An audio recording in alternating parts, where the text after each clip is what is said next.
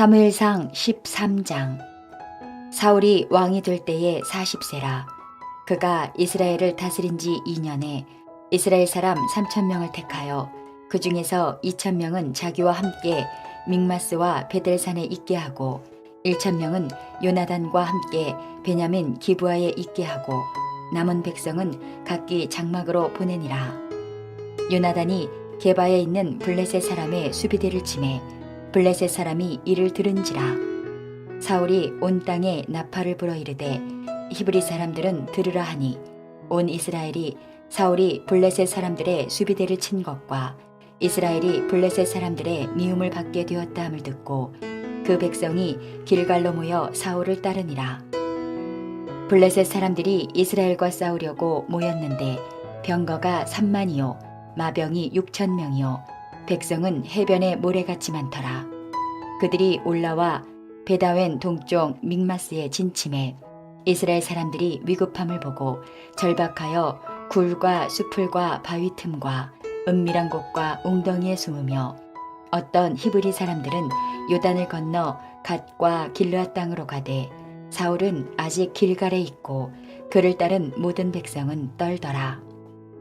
사울은 사무엘이 정한 기한대로 이레 동안을 기다렸으나 사무엘이 길갈로 오지 아니하매 백성이 사울에게서 흩어지는지라. 사울이 이르되 번제와 화목제물을 이리로 가져오라 하여 번제를 드렸더니 번제 드리기를 마치자 사무엘이 온지라.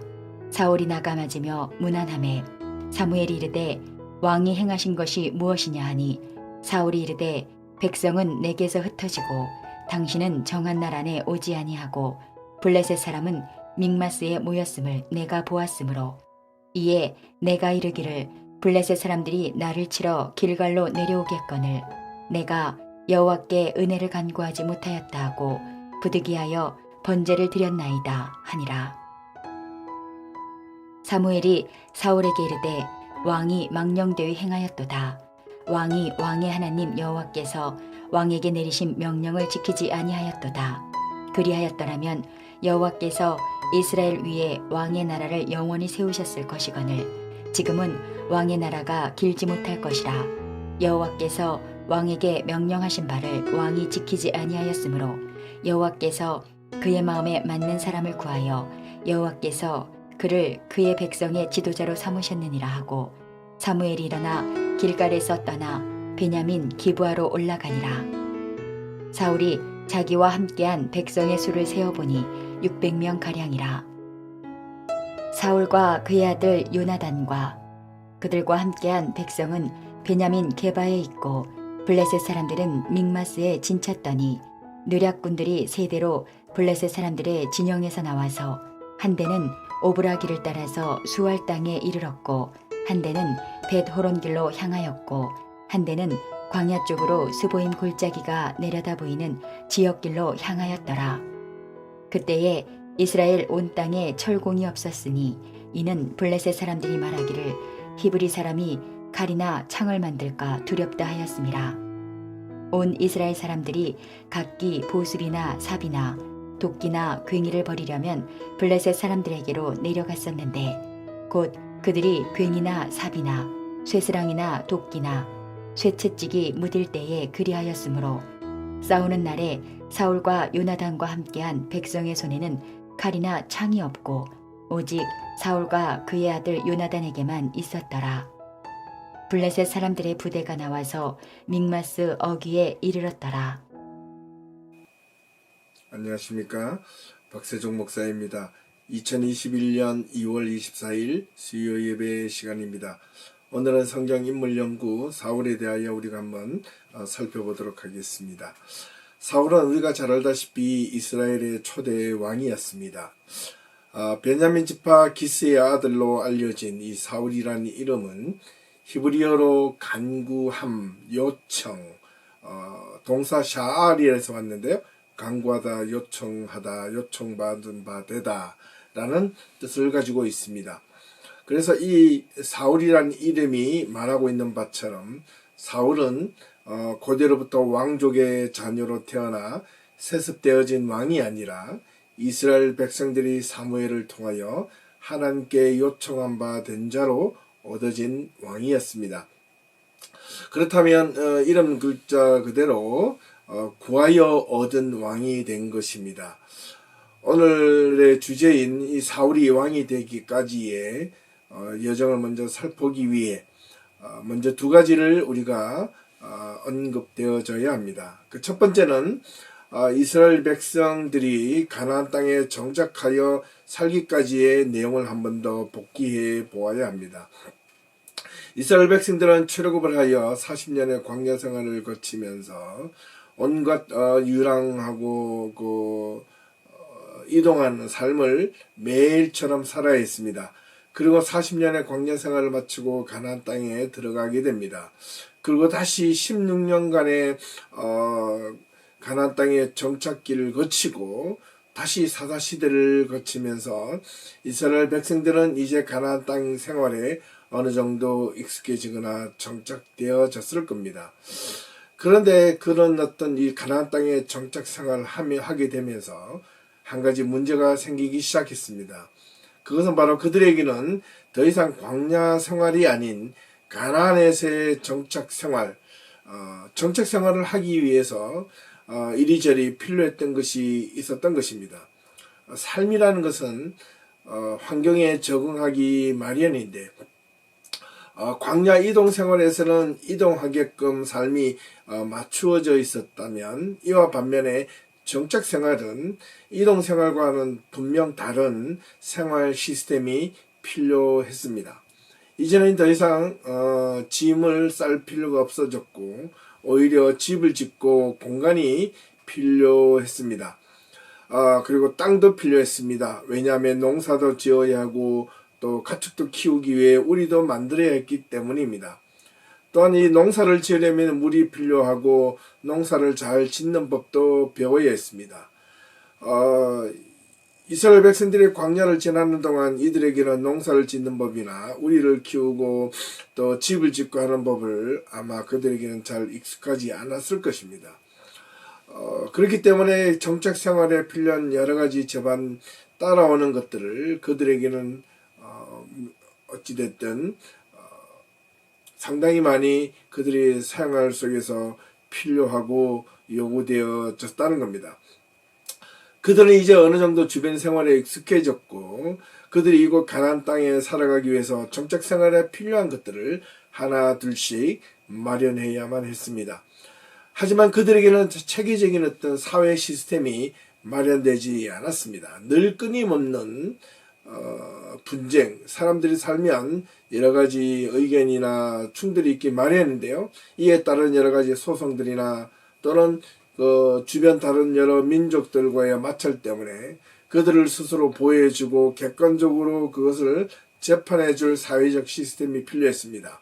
그래서 하나님은 그들에게 사사를 때마다 필요할 때마다 사사를 보내어 주어서 그것을 통치하게 했고 다스리게 했고 때로는 적들과의 싸움에서 물리치기까지 해 주셨습니다. 하지만 이스라엘 백성들의 입장에서는 그러나 자기네들에 앞서서 체계적인 시스템이나 그들의 공동체를 운영해 갈 문제들을 해결해 갈 자들이 필요했지만 이스라엘 백성들의 입장에서는 그것이 늘 어떻게 일상에서 필요한 것이 아니라 때가 되거나 필요할 때마다 선출되었기 때문에 늘 그들에게는 불안한 모습으로 비추어졌던 것 같습니다. 하지만 그들은 이스라엘 백성들의 입장에서 주변을 돌아보니 가나안 땅에 살고 있는 이 정착민들은 이미 어느 정도 정치, 사회적 시스템이 잘 마련되어져 있었던 것으로 보입니다. 그래서 그들에게는 늘 이러한 가나안 땅에 살고 있었던 가나안 여러 가지 다른 족속들의 삶이 오히려 부러움의 대상이 되곤 했습니다. 예를 들면 일사불란하게 행정적인 체계라든가 사회적 시스템이 정착 생활하기에 너무나 적합하게 잘 준비되어져 있었던 겁니다. 그리고 잘 정비되어졌던 왕권 중심으로 때로는 어떤 군사적인 어떤 대비 체제도 잘 마련되어서 전쟁을 할 때 일사불란하게 군사를 모집하고 그들을 잘 막아낼 수 있었던 것 같습니다. 그들에게는 그들 가족이나 족속들을 이렇게 정비된 시스템에 의해서 잘 지켜줄 수 있었던 것입니다. 그래서 그들에게는 언제나 그런 외적인 모습들이 부러웠습니다. 왜냐하면 이것 또한 그들이 정착하며 살아가는데 반드시 필요했던 것 중에 한 가지였습니다. 두 번째는 사실 왕을 이스라엘 백성들이 사무엘에게 요구하게 된 것은 이 두 번째 때문이라고 성경은 분명하게 언급하고 있습니다. 그 이유를 한 번 더 돌아보면 지난주 우리가 사무엘의 두 아들이 있었다고 말을 했습니다. 그 이름들이 요엘과 아비야였습니다. 사무엘상 8장을 보면 사무엘이 나이가 들어서 이미 늙어서 이 요엘과 아비야, 사무엘의 두 아들 요엘과 아비야가 브엘세바에서 사사가 되었다라는 기록이 있습니다. 그런데 문제가 생겼습니다. 거기서 이 두 아들들이 자기의 아버지 사무엘의 행위를 따르지 아니하고 이익을 따라 뇌물을 받고 판결을 굽게 하였다고 성경은 전하고 있습니다. 이쯤 되면 이 요엘과 아비야가 이런 뇌물을 받고 판결을 굽게 한 것이 어디 한두 번이겠습니까? 의례침작을 하건대 아마 이것은 상습적인 그런 어떤 판결을 굽게 하였을 것으로 봅니다. 이런 불만이 쌓이고 쌓여서 이스라엘 모든 백성들이 라마에 있는 사무엘에게로 가서 당신의 아들들이 당신의 행위를 따르지 아니하고 그리고 모든 나라와 같이 주변에 튼튼하지 않고 자기 욕심대로 판결을 하니 우리 주변에 있는 모든 나라와 같이 우리에게 왕을 세워서 우리를 다스리게 해달라고 요청을 합니다. 이때 이런 요구를 들은 사무엘은 기뻐하지 아니하고 여호와께 기도했다고 기록하고 있습니다. 지난주 잠시 언급한 사무엘의 두 아들 요엘과 아비야의 잘못된 판결과 구분하기를 왜 사무엘은 아무런 언급을 하지 않았을까 유추를 해보게 됩니다. 사무엘은 이 두 아들의 잘못된 행위를 알고도 묵인했는 것처럼 보여지고 단지 이스라엘 장로들이 이 두 사무엘의 두 아들의 잘못된 사사의 어떤 판결 때문에 왕을 세워달라고 요구했던 것이 어떻게 보면 부정당하고 잘못된 것처럼 또 하나님을 불신하는 행위처럼 보여졌습니다. 궁금한 것이 한 가지가 지난주도 있었죠. 성경은 왜 이렇게 사무엘의 두 아들 요엘과 아비야의 잘못과 그 나머지 행적에 대해서는 침묵을 하고 있었는가라는 겁니다. 단지 오히려 요엘과 아비야의 잘못된 판결과 행위 때문에 이스라엘 장로들이 찾아와 왕을 세워달라는 그런 요구가 잘못된 것에만 지적을 하고 있기 때문에 그렇습니다. 여기서 두 가지를 유추해 볼 수 있는데요. 사실 처음부터 이스라엘 백성들이 가나안의 왕들처럼 그들은 내심 왕을 요구하고 있었는지도 모릅니다. 그리고 사무엘의 두 아들들이 잘못 판결하고 있었을 때 이때다 싶어서 사무엘에게 달려가 당신의 아들이 이렇게 잘못하고 있으니 우리가 정말 필요한 것은 사사가 아니라 왕이니까 하나님께 간청하여 왕을 달라고 요구했는지도 모릅니다. 그렇다면 이스라엘 온갖 장로들이 그들이 그동안에 바라고 내심 요구했던 소망했던 주변의 나라들의 어떤 정치 사회적 시스템처럼 자기들도 이런 정비와 체제를 갖추어질 수 있었다고 했을 것이라고 그들은 기대하였던 것 같습니다. 그리고 사무엘은 이 두 아들이 잘못한 것에 대하여 객관적인 어떤 시각을 잃어버리고 있었는지도 모릅니다. 왜냐하면 이 사무엘이 이미 이때가 나이가 들어서 분별력을 조금 잃어버렸다는 것처럼 성경은 간접적으로 비추어주고 있습니다. 그래서 사무엘이 나이 들어 자기 아들에게 사사를 세워서 브엘세바에서 다스리게 했다라고 성경은 기록하고 있기 때문에 그렇습니다. 이때 하나님께서 사무엘에게 말씀하십니다. 백성이 사무엘 내게 한 말을 다 들어주어라 이렇게 이야기합니다. 거부하지 않습니다. 그들이 너를 버림이 아니라 나를 버려 자기들의 왕이 되지 못하게 하려 함이라 라고 하나님은 서운한 마음을 사무엘에게 전해줍니다.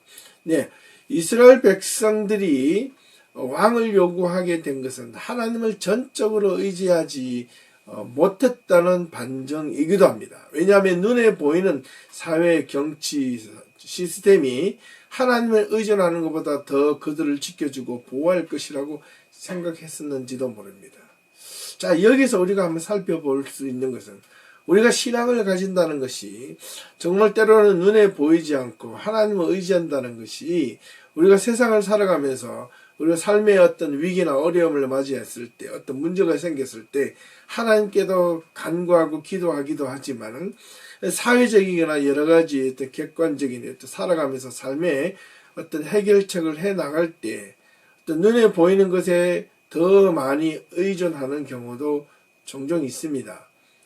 이 둘 사이에 문제가 없으면 괜찮은데 이 둘 사이에 어떤 문제가 생기거나 의견의 충돌이 되었을 때 우리는 과연 신앙이라는 것이 어떻게 먼저 우선순위로 우리의 삶의 문제를 해결해 가거나 우리가 삶 속에서 아니면 또 신앙생활 가운데서 무엇이 우리가 살아가면서 우선순위가 되어야 하는지 이런 모습 속에서 우리가 간접적으로 알려주고 있다 하겠습니다.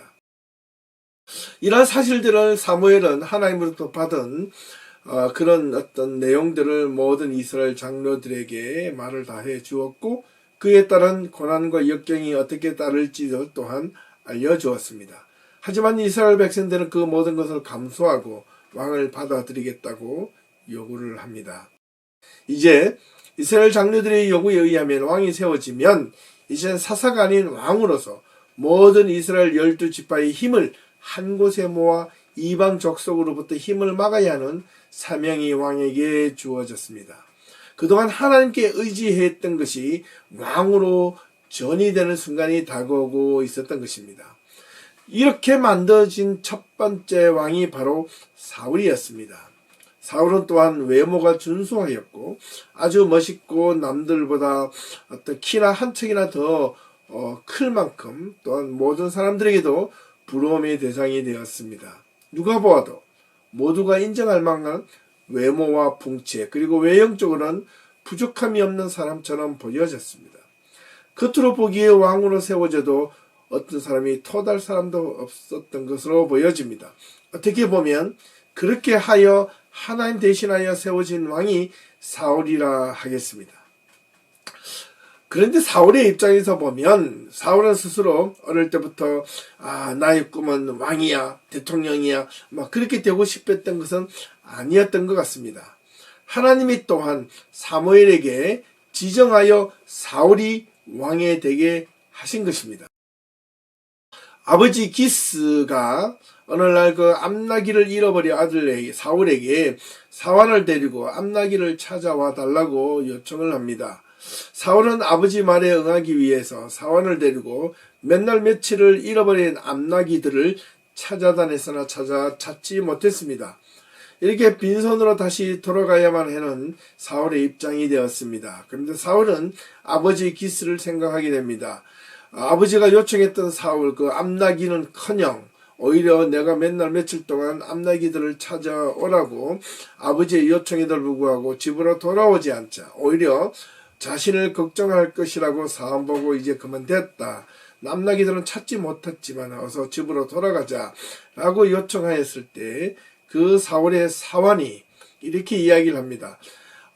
이 근처에 유명한 선견자, 선지자가 있으니 그에게 가서 암나기가 어디에 있는지 한번 물어보면 좋겠다라고 이렇게 요청을 합니다. 그래서 그곳으로 가서 사울이 사환의 말을 듣고 그곳으로 가서 만난 자가 바로 선견자, 그 유명한 사무엘이었습니다.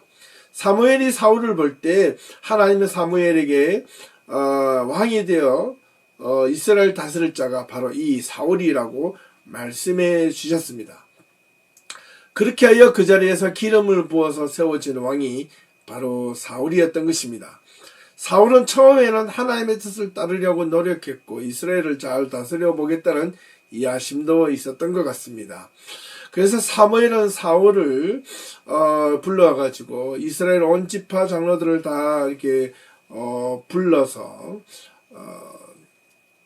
형식적으로 왕을 세우게 됩니다. 12지파 중에 사람들을 대표자를 뽑아서 선정된 것이 바로 또한 사울이었던 것입니다. 그리고 사무엘상 10장 9절을 보니까 그가 사무엘에게서 떠나려고 몸을 돌이킬 때 하나님이 사울에게 새 마음을 주셨고 그날 그 징조도 다 응하게 하셨다는 겁니다. 하나님의 영이 사울에게도 크게 임해서 그들 중에 예언도 하고 마치 선지자처럼 보여졌습니다. 이쯤 되면 사울에게는 왕의 역할과 선지자의 두 가지 직분을 모두가 다 동시에 하게 된 것입니다. 사울이 앞서서 왕으로 기름 부음을 받았을 때 기름 부은 날 몇 가지를 당부했는데 그 중에 한 가지가 훗날 처음에 이제 블레셋과의 전쟁을 하게 될 텐데 네가 길갈로 내려갈 때 거기에서 내가 내게로 갈 때까지 번제와 화목제를 드릴 테인데 거기서 그것을 행할 때까지 7일 동안 기다려 달라고 분명하게 요청을 합니다. 이야기를 하고 이제 기름을 부음받고 왕으로 세워졌는데요. 사무엘이 미스바에 온 이스라엘 백성들을 모으고 지난 출애굽을 하여 가나안 땅에 정착한 그들의 조상 이야기를 시작으로 공개적으로 이 사울을 이스라엘 12지파의 사람들을 뽑아서 선별하여 왕으로 뽑히게 되었습니다. 이것은 앞서 말씀드린 대로 형식적인 선출이라 하겠습니다. 이미 하나님으로부터 이 사울을 왕으로 기름 부음을 받았기 때문에 그렇습니다. 하지만 성경의 끝말미에 보면 악한 자들은 사울을 왕으로 인정하지 않았다고 기록하고 있습니다. 이렇게 시작된 사울 왕의 여정을 간단히 살펴보면 사울은 처음에는 하나님의 영에 감동되어 이스라엘 백성들을 바르게 치리하려고 노력했습니다. 하지만 안타까운 사실은 그가 하나님 앞에서 여러 번 실수를 하게 되었고 자신의 이러한 실수가 이스라엘 백성들에게 왕으로 인정받기 어려운 지경까지 놓이게 됩니다. 그래서 점점 그는 왕으로서의 권위를 더욱더 강하게 세우기 위해 신경이 날카로워지기 시작했고 자신의 적수가 되는 모든 이들을 제거하려고 온갖 노력을 다했으나 사울은 그렇게 다 실행하지는 못했습니다. 그렇게 하면 할수록 이스라엘 백성들로부터 사울은 신의와 믿음을 잃어버리게 되었던 것입니다.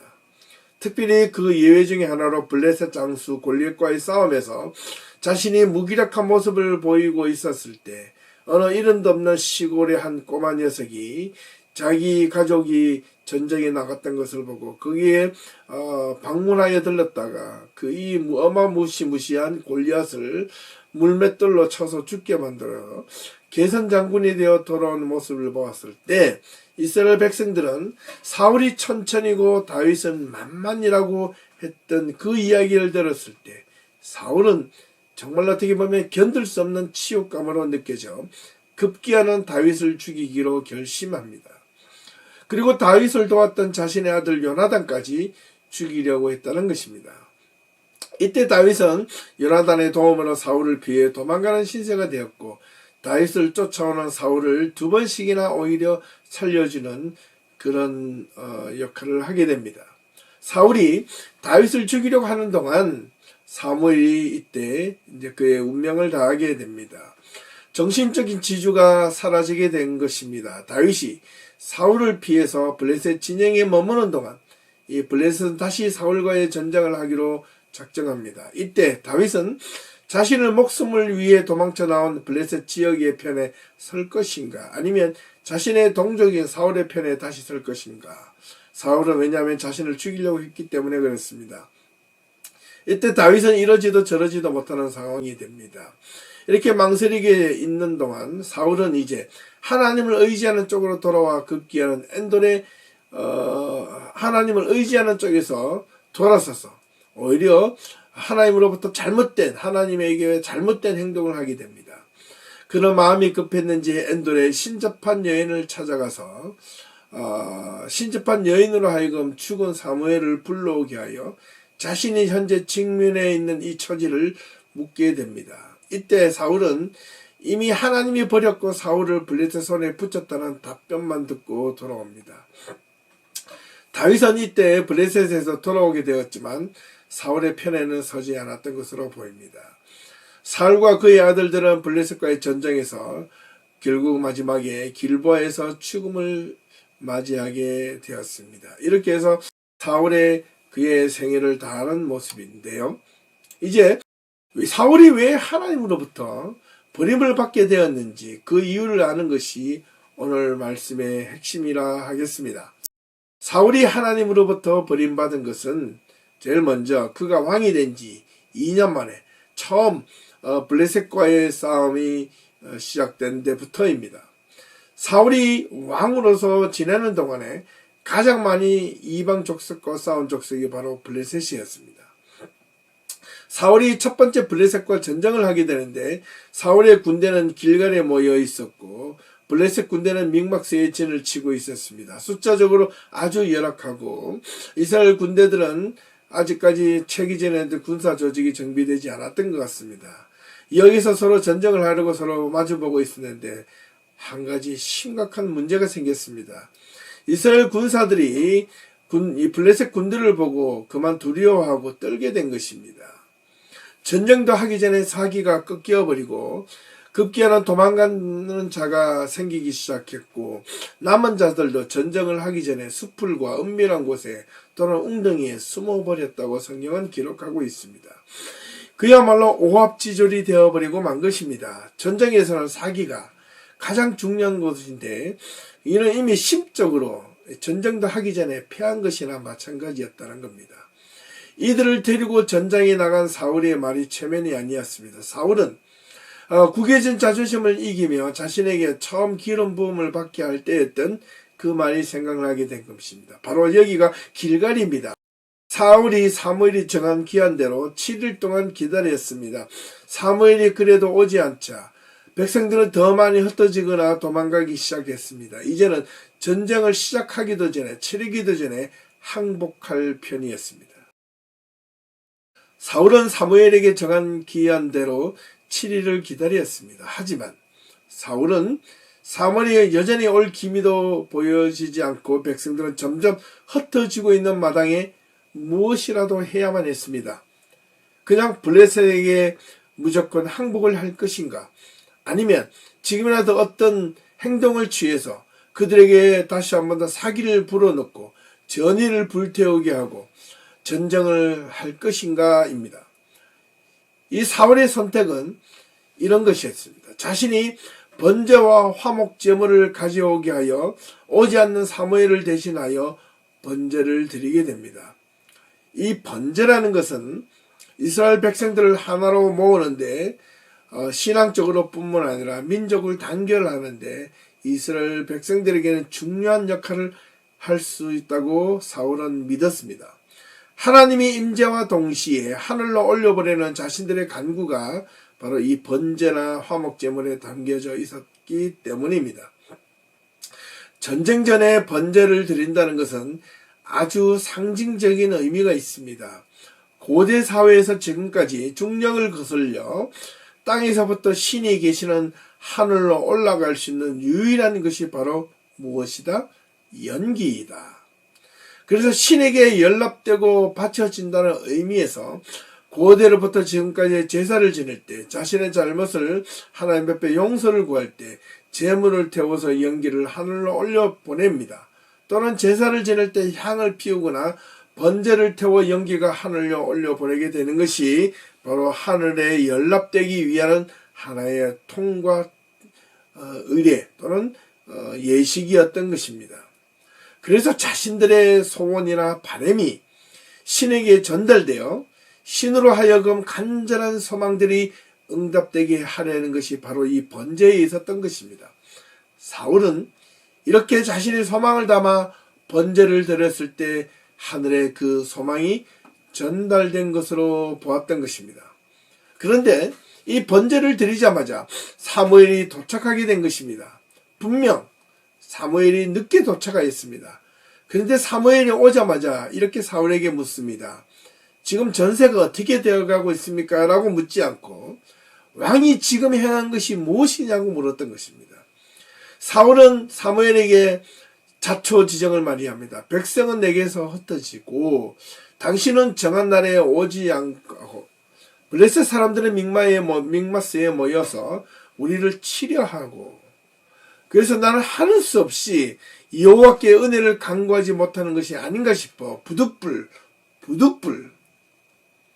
할 수 없이 내가 번제를 드릴 수밖에 없어서 번제를 드렸다라고 말을 합니다. 이때 사무엘이 사울에게 이렇게 이야기합니다. 왕이 망령되이 행하였다라는 겁니다. 하나님께서 왕에게 내리신 명령을 지키지 아니하였기 때문에 당신의 집안을 통해 영원히 왕을 세우려 했으나 하나님께서 그것을 거두셨다는 겁니다. 하나님께서 왕에게 내리신 명령을 지키지 아니하였기 때문에 당신의 집안을 통해 왕을 세우지 않고 하나님은 그의 마음에 맞는 사람을 구하여 여호와께서 그를 그의 백성의 지도자로 삼으셨다라고 이미 말을 해버리고 길가를 떠나버립니다. 그리고 베냐민이 거하는 기브아로 돌아가 버렸습니다. 이때 사울은 맞은편 블레셋 지역에서 내분이 일어나는 것처럼 보여졌습니다. 알고 보니까 다른 진영에서 준비를 하고 있었던 이 요나단과 그의 무리들이 블레셋 내부로 깊숙이 들어가 그들을 서로 쳐 죽이고 내분을 일으키며 혼란을 야기했던 것입니다. 그래서 블레셋 사람들이 자기 사람들끼리 동족끼리 서로 죽이는 그런 혼란을 일으켰습니다. 이 모습을 보았던 사울은 자신의 군대 중 누가 없었는지 알아보게 하자 요나단과 그를 따르는 무리들이 없어졌다는 것을 알게 되었습니다. 이때 사울은 하나님의 궤를 아이에게 가져오게 하여 거기서 블레셋을 쳐서 물리치게 됩니다. 그런데 분명 사무엘이 하나님으로부터 사울이 번제를 잘못 드려서 하나님이 사울을 버렸다고 했는데 아이러니하게도 이후에 사울은 사무엘이 예언한 바와는 다르게 블레셋과 싸우는 곳마다 계속해서 승리를 하게 됩니다.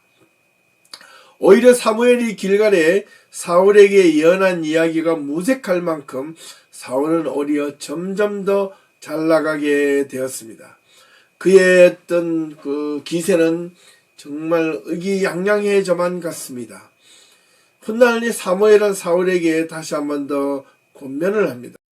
여호와의 말씀을 늦으나마 따르기를 요청했습니다. 사울은 전쟁할 때마다 하나님의 명령을 어기고 자기 마음대로 하나님이 명령하셨던 그 말씀을 어기고 전리품을 마음대로 가져오곤 했습니다. 이에 여호와께서 사무엘에게 이렇게 말씀하셨습니다. 내가 사울을 왕으로 세운 것을 어떻게 후회하노니 그가 돌이켜서 나를 따르지 아니하며 내 명령을 행하지 아니하였다. 그래서 26절에 왕이 여호와의 말씀을 버렸으므로 여호와께서도 왕을 버려 이스라엘의 왕이 되지 못하게 하셨다라고 분명하게 사울에게 또 한 번 이야기를 해 주었습니다. 사울은 이 떠나려는 사무엘을 붙잡고 그가 마음에 찔림이 있었는지 살려달라고 예언하자 사무엘은 겨우 마음을 진정시키고 돌이켜 사울을 위하여 제사를 드리고 하나님께 드리고 돌아가 버리고 더 이상 사울을 만나지 않습니다. 그렇게 제사를 드려주었던 것은 사울의 미래 때문이었고 슬픔 때문이었다고 성경은 기록하고 있습니다. 사울이 버림받은 이유가 첫 번째 되는 근거가 이 블레셋과의 싸움에서 시작되었다고 볼 수 있는데요. 우리는 여기서 깊게 또한 우리가 한번 생각해 볼 필요가 있습니다. 사울이 블레셋과의 전투를 앞두고 있는 상황에서 사울의 군대들은 블레셋 군대들을 보고 두려워 떨고 도망가는 이런 탈영자들이 있는가 하면 전쟁도 하기 전에 사기가 꺾여져 숯불이나 바위 뒤에 숨어 떨고 있는 상황에서 그들을 지휘하고 그들을 전쟁에서 이끌어야 하는 사울의 심정은 과연 어떠했을까라는 겁니다. 이 대목에서 저는 인간적으로 사울의 심정을 충분히 이해할 수 있을 것 같습니다. 그런데 사울은 또 사무엘이 한 말이 생각나서 전쟁을 하기까지 7일을 기다리며 번제와 화목제물을 드리겠다고 했습니다. 그래서 사울은 사무엘의 약속대로 7일을 기다렸습니다. 그래서 사무엘이 오지 않았던 겁니다. 진퇴양난입니다. 그들의 군대는 점점 더 잃어버리고 사람들은 의기양양했던 이 이스라엘 군대가 의기소침하여 전쟁도 하기 전에 패전할 위기에 놓여진 것입니다. 만약 이런 상황에서 여러분들이 사울이라면 어떻게 할 것인가? 여러분은 이때 사울이라면 사울의 입장에서 무엇을 선택할 것인가? 선택해야만 하는가? 사울이 과연 이 블레셋과의 전쟁을 앞두고 잘못한 것이 과연 무엇인가라는 겁니다. 저는 겉보기에 사울의 잘못이 없어 보입니다. 왜냐하면 사울은 지금 자기가 할 수 있는 최선을 다한 것으로 보여지기 때문에 그렇습니다. 앞서 언급한 대로 제 생각에는요, 사울이 할 수 있는 최선의 방법을 그는 다 했기 때문에 그가 지휘관으로서, 왕으로서 지금 전세는 어떻게 보면 이미 뒤집혀진 현실, 이제는 어떤 전쟁을 하기 전에 이미 패해버렸습니다. 하지만 그는 어떻게라도 이 전세를 역전시키고 싶었는지도 모릅니다. 그렇게 했던 것이 과연 잘못된 것인가? 그리고 사무엘이 기다리려고 하는 7일이라는 기간을 기다렸다는 겁니다. 그래도 사무엘이 오지 않자 군대들은 지금 4분 후에 돼야죠. 도망가게 생기고 사기는 다 땅에 떨어졌는데 그래도 무조건 전쟁이 그냥 가만히 앉아서 블레셋 군대가 명박에서 길갈로 쳐들어올 때 그냥 가만히 앉아서 그냥 죽어야만 하는가? 그냥 기다려야만 했는가? 무작정. 분명 사울은 자신의 이런 상황에서 자신이 할 수 있는 최선의 방법을 사울은 선택하였을 것이라고 저는 봅니다. 그런데 왜 사무엘은 사울의 잘못된 행위를 한 것처럼 말을 하고 있었는가라는 겁니다. 사울은 도대체 무슨 잘못을 저질렀는가입니다. 크게 두 가지 입장을 우리가 다시 한 번 더 복기를 해야 되는데요. 이미 앞서서 저는 다 이미 힌트를 드렸습니다. 그 첫 번째는 번제라는 제사에 있습니다. 번제라는 이 히브리어 올라라는 이 뜻은 위로 올라가다, 실어 올리다, 높이다라는 뜻을 가지고 있습니다. 제사는 아래에서 위로 올려지는 것을 의미합니다. 번제는 무엇을 희생하여 태우다는 제사의 의미를 가지고 있죠. 근데 번제의 목적이 무엇인가라는 겁니다. 분명 사울은 이 번제라는 이 제사를 드리려 했을까라는 겁니다. 사실요, 이 번제라는 이 원래의 목적은 첫 번째, 하나님 앞에 속죄를 하기 위한 제사입니다. 속죄제와 속건제가 죄를 속하기 위하여 드려지는 제사의 방법 중에 하나가 제물을 태워서 하늘로 올려보내는 겁니다. 이 목적을 등한시하거나 그냥 지나쳐 버리려 하지만 번제의 주된 첫 번째 목적은 어찌 되었든 간에 속죄를 위한 것입니다. 그런데 어떻게 했어요? 사울은 이 번제를 자신의 전쟁의 도구로 사용을 하려 했다는 것입니다. 이 번제를 오늘날로 말하면 예배인데요. 그 어떤 의도로도 사용되어져서는 안 될 번제, 그 번제가 오히려 두려워 떨고 있는 이스라엘 백성들의 마음을 잡아주고 그것이 전쟁의 사기를 북돋아줄 도구로 사울은 생각했다는 것입니다. 번제는 오로지 하나님 앞에서 자신의 잘못과 용서를 구하기 위한 속건제와 속죄제의 도구로 드려진 그 외에 그 어떤 다른 용도로도 사용되거나 도용되어서는 안 된다는 것이었습니다. 그리고 두 번째, 사무엘이 도착하여 사울에게 물었던 것이 지금 판세가 전쟁의 기운이 어떻게 돌아가고 있습니까? 라고 아니고 내가 지금 이제 무엇을 해야 되는가를 돌아보았던 것이 아니고 사울에게 왕이 지금 행한 것이 무엇이냐라고 물었던 겁니다. 그것은 아마 사울이 그 이야기를 들었던 것 같습니다. 그래서 사울은 앞서 언급한 대로 백성이 흩어지고 당신의 정한 날에 오지 않고 블레셋은 전쟁을 치러 우리에게 다가오려 하는 것고, 그래서 내가 하는 수 없이 부득불 내가 번제를 드렸다라고 이야기를 합니다. 어떻게 보면 그게 눈에 보이는 것이 합당하게 보여졌는지도 모릅니다. 그런데 사무엘의 답변이 왕이 망령되이 행하였다라는 겁니다. 영어로 말하면 you acted foolishly. 어리석게 행하였다는 겁니다. 어리석은 행동을 했다는 겁니다. 무엇일까요? 사울은 어떤 어리석은 행동을 했는가 합니다. 사무엘이 보기에 사울이 어리석은 행동은 바로 번제를 오용하고 남용했던 것입니다.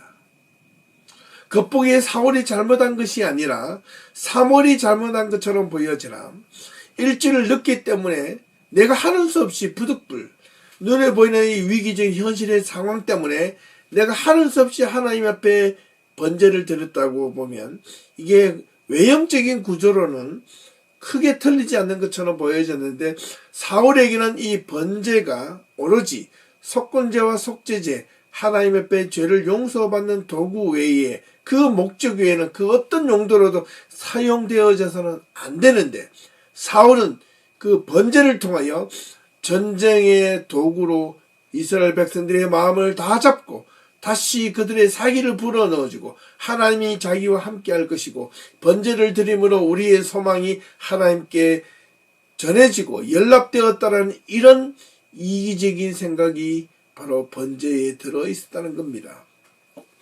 여기에서 중요한 것 한 가지 앞서 잠깐 언급했는데 사랑하는 성도 여러분, 예배라는 것이요 예배로서의 그 목적과 기능을 잃어버리고 예배를 통해서 또 다른 의도나 목적을 가지고 예배를 드렸을 때 그 예배는 사무엘이 사울에게 이야기한 것처럼 망령된 예배가 될 수 있다는 것을 기억하셔야 합니다.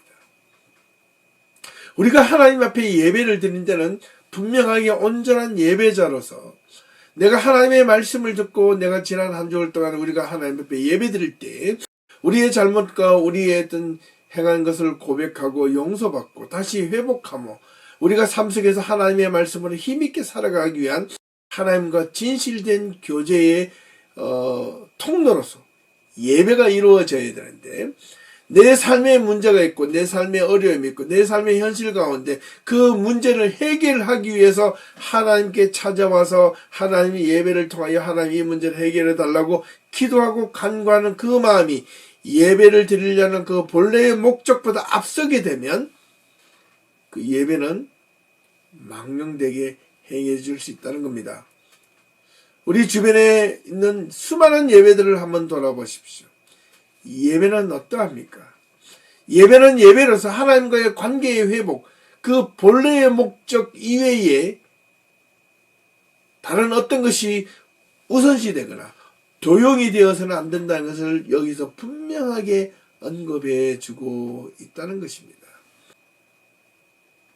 예배와 제사의 본질을 훼손시켜졌지만 사울은 계속해서 승승장구하게 되었습니다. 하지만 사울의 말로는 어떻습니까? 그의 죽음을 길보아 전투에서는 비참하게 그의 인생이 끝을 맺는 장면이 나타납니다. 사랑하는 성도 여러분, 예배의 본질을 훼손시키면 어떻게 될까요? 앞서 제가 말씀드린 대로 이 예배가 얼마나 소중한지 모릅니다. 근데 예배를 아무것도 아닌 것처럼 오히려 자기의 이익이나 정쟁의 도구로 예배를 사용한다면 그 당시에 그 순간 아니 또는 시간이 흘러도 그 자기가 욕심되고 이기적인 마음대로 행했을지라도 자기는 아무렇지도 않은 것처럼 오히려 승승장구하는 것처럼 자기가 그렇게 이기적인 마음으로 예배를 드려도 하나님이 자신의 의도와 기도와 간구와 자기의 소망과 욕심을 들어준 것처럼 보여진다 할지라도 그의 말로는 어떻게 해요? 비참하게 되었다는 겁니다. 성경은 분명히 이야기를 해주고 있습니다. 사울이 하나님으로부터 버림받았던 사실, 사울은 가장 중요한 것을 얻기 위해요 더 소중한 것을 잃어버렸다는 것을 오늘 본문을 통하여 알려주고 있습니다. 가장 중요한 것은 사울은 잊어버렸고 또한 잃어버렸습니다. 그것이 무엇이냐? 예배의 본질, 그것을 잃어버렸던 것입니다. 사울은 몇 번이고 하나님 앞에서 자신의 삶을 바꿀 기회가 있었습니다. 하지만 그 기회를 사울은 놓친 것이 아니라 선택하지 않았던 것입니다. 왜? 자신의 삶이 더 계속해서 잘 나가고 있었던 것처럼 보여졌기 때문에 그렇습니다. 그것이 참으로 아쉬움이 남는 대목입니다. 사울이 아마 블레셋과의 그때 전투에서 폭삭 망하고 패전자로 돌아왔더라면 어떻게 보면 하나님 앞에 정말 진심으로 회개하고 사무엘의 요구대로 돌아섰는지도 모릅니다. 그런데 전세는 이와 반대로 오히려 사울이 요구했던 대로 전장에 이기고 계속된 블레셋과의 전투에서 승승장구해 버렸던 것입니다. 기고만장하게 된 것입니다.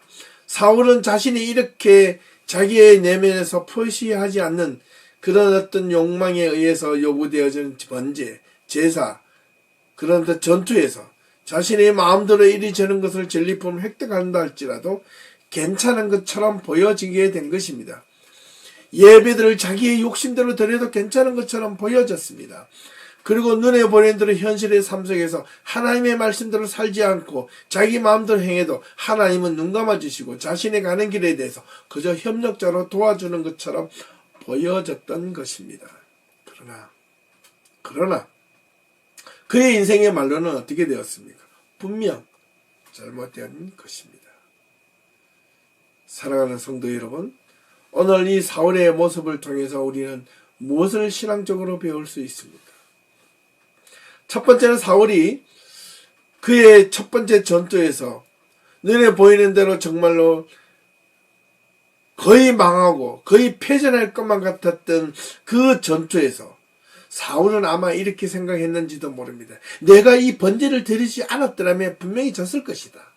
사무엘은 오지 않았기 때문에 내가 이 번제를 드렸기 때문에 자기가 전쟁에서 이겼던 것처럼 보여졌을지도 모릅니다. 사울은 최선을 다한 것처럼 보여집니다. 그런데 그 최선이 오히려 최악이 되는 경우가 있다는 것을 하나님의 시각에서 사람의 최선이 때로는 하나님의 최악으로 비춰지는 경우가 있다는 것을 기억하셔야 합니다. 그래도 무엇보다도 하나님의 말씀이 우리의 살아가는 삶의 의미에 있어서 하나님의 말씀을 따르려고 할 때 우리의 상황이 최악으로 나와 보여질 때도 있습니다. 그런데도 그것을 하나님의 말씀을 끝까지 붙들었을 때 우리의 눈앞에 보여지는 최악이 하나님의 최선의 방법으로 오히려 바꾸어 줄 수 있는 그런 기회도 된다는 것입니다. 그래야지만 하나님을 믿고 따를 수 있기 때문에 그렇습니다. 그런데 사울은 오히려 자신의 최선의 방법이 최선의 선택이 하나님을 보시기에 최악의 선택이 되어버린 것입니다. 우리는 때로 종종 이렇게 말을 합니다. 우리는 최선을 다한다. 최선을 다했다. 이런 최선을 다한다는 것 속에 우리의 삶의 노력이나 신앙에 함정이 있을 수 있다는 것입니다.